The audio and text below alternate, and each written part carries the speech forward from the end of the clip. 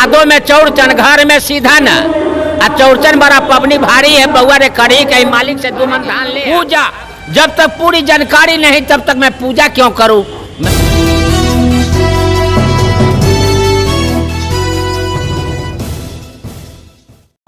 लगातार बहुजन आंदोलन को लेकर लगातार जो है क्रांति हो रही है। इसी बीच हम बात करें तो इसी बीच हमारे साथ है फेगर मंडल जी, जो लगातार आज गांव-गांव में जाकर बाबा साहब भीमराव अम्बेडकर ज्योतिबा फुले का मिशन कैसे सफल हो उसको लेकर आज घर घर जा रहे हैं, गांव-गांव तक जा रहे हैं। इनके बारे में हम जानेंगे क्या कि हाँ वहाँ पर जा कर हमने क्या क्या संदेश देते हैं, लोगों से क्या बात करते हैं, उसमें हम बात करेंगे।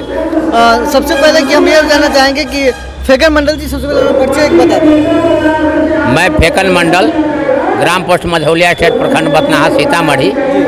मैं अभी तो मेरा जो बीवी बच्चे परिवार है सब पंजाब में सेट हो चुका है। मेरा एक सपना था 60 साल का जब उम्र हो जाए तो समाज के आवाज़ बनूं, और मैं वही मिशन में मैंने बाबा साहब को पढ़ा था। तो जितना पढ़ा उससे मुझे काफ़ी कुछ समझने को मिला, और समझने को यही मिला जो हमारा समाज आज पीछे क्यों है। तो जागरूकता की कमी है, और इसी जागरूकता के मिशन के लेकर के मैं गांव-गांव घूमता हूं, अपने बहुजन समाज के लोगों को बाबा भीमराव अम्बेडकर साहब का संदेश देता रहता हूं। जो बाबा साहब ने बोले थे, जो संगठित रहो, एक रहो, शिक्षित बनो, संघर्ष करो और अपने हक और अधिकार की लड़ाई के लिए बढ़ चढ़ के आगे रहो। यही संदेश मैं गांव-गांव जाके देता हूँ। गाँव में लगातार आप ये सब जो है एकजुटता नहीं हो पाती, उसके लिए क्या कर रहे हैं? लोग बाग जग रहे हैं एकजुटता के लिए। सबसे पहली बात हमारे जो बहुसंख्यक समाज शिक्षित नहीं थे, अब धीरे धीरे शिक्षित होने लगे हैं। हमारे समाज को जो आज़ादी से पहले शोषण हुआ, आज़ादी के बाद भी शोषण होता रहा, लेकिन आज हमारे समाज के लोग कुछ कुछ करके आगे बढ़ के आ रहे हैं। जैसे कि सरकारी सेवाओं में तो काफ़ी आगे बढ़ गए, राजनीति के क्षेत्र में भी आगे बढ़ गए, लेकिन समाज के ओर से जो प्रतिनिधि हमारे हुए सांसद या विधायक, वो मुड़ के अपने समाज को जागृति करने के लिए वापस नहीं आते हैं। ऐसे लगता है जैसे हमारे पूर्वजों को गुलाम बना के रखा गया था।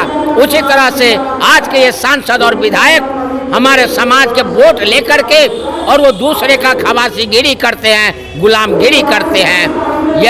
यही संदेश मैं अपने समाज को भी देता हूँ। जाने वाला लोकसभा चुनाव या विधानसभा चुनाव हो, उसमें आप लोग को सजग हो जाना है। जहाँ तक हमें हिम्मत है वहाँ तक मैं रोज़ प्रयास करता हूँ, अपने समाज को गांव-गांव जगाने का काम करता हूँ, और यही संदेश देता हूँ जिन दलाल नेताओं से बच के रहो, जो वोट तुम्हारा लेकर के खुद तो मलाई खा के एसी में पड़े रहते हैं, लेकिन हमारे समाज की ओर मुड़ के भी नहीं ताकते हैं। ये गाँव में आप जाते हैं, हर जगह जाते हैं, क्या लगता है क्या कमी है समाज की? समाज में कमी एक ही है, जो शिक्षा नहीं है। दूसरी बात, आडंबर में फंसा हुआ है। हमारे समाज को कलम और किताब चाहिए, लेकिन वो पत्थर में व्यस्त हैं, शिवालय में मस्त हैं। जैसे कि हम लोग समाज में अगर जागरूक करने की कोशिश भी करते हैं तो वहाँ के जो मनुवादी सोच के लोग हैं, चाहे हमारे 85% में ही है, उसमें भी कुछ मनुवादी सोच के लोग हैं, और बाकी जो 15% है वो तो हैं ही। वो लोग भी हमारे समाज को हम लोग जो उपदेश दे के आते हैं उसको गुमराह करके उनको राह भटका देता है, जिसके लेकर के आज हमारे समाज की ओर सांसद सचिवालय की ओर न जा करके मंदिर और शिवालय की ओर जाने की कोशिश में लगे हुए हैं। दिवाली और छठ आ रहा है, उस पर भी लोग सबसे पहले घर में तैयारी पर लगे हुए हैं, इसके लिए क्या कहें? भादो में चौड़चन घर में सीधा न आ चौड़चन बड़ा पबनी भारी है बउआ रे कड़ी के मालिक से 2 मन धान ले आगहनी काट के 3 मन देवे।